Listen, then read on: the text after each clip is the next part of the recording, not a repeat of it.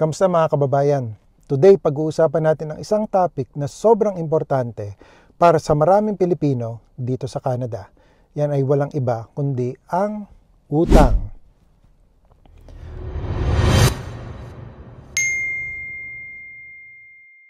Alam ko na marami sa atin ang dumating dito with dreams, hopes, and syempre, good intentions. Pero minsan, hindi natin maiwasan. Credit cards, personal loans, payday loans, at minsan, kahit student loans, nagiging malaking problema. So today, pag-uusapan natin ang consumer proposal. Ano ito? Paano ito gumagana? Ano ang pros and cons? At paano mo malalaman kung ito ba ang best solution para sa'yo? And stick around, kasi sa dulo, pag-uusapan natin kung paano ka makakapagsimula at anong steps na kailangan mong gawin.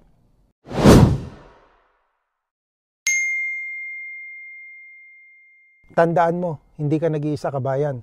Marami talagang Pilipino na hirap magbayad ng utang dito sa Canada. Credit cards na mataas ang interest, payday loans na halos doble ang binabayaran, car repossessions, student loans, collection calls araw-araw.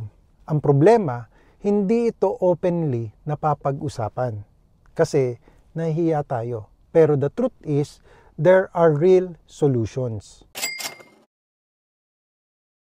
Unang tanong, ano ba talaga ang consumer proposal?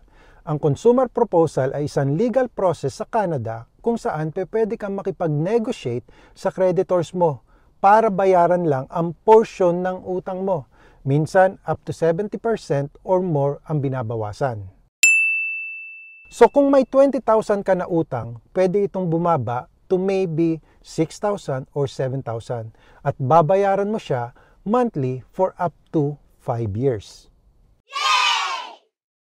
And once na makapag-file ka na ng proposal, stop ang collection calls, stop ang wage garnishment, stop ang legal actions para kang huminga ulit.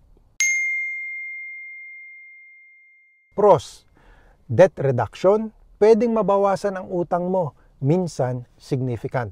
Number 2, protection from creditors, di ka natatawagan, hindi ka na pwedeng idemanda or i-garnish. Number 3, flexible payments, based sa kaya mong i-afford. Number 4, credit rebuilding starts right away. Hindi mo kailangang hintayin matapos ang proposal para mag-rebuild.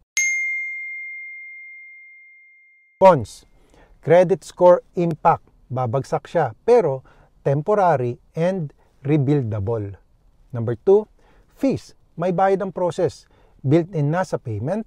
Kapag may nagsabi sa'yo na free ang proposal, aba, magtaka ka na. Hindi yun totoo. Number 3, required income. Kailangan may steady income para ma-approve ka. So, who is it for? Consumer proposal is good for kababayans na may 10,000 plus in unsecured debts. Hirap ng magbayad. Laging tinatawagan ng collectors. Ayaw mag-file ng bankruptcy. Gusto ng fresh start. But, if wala kang steady income or kung masyadong maliit ang utang mo, baka hindi ito ang best option para sa'yo.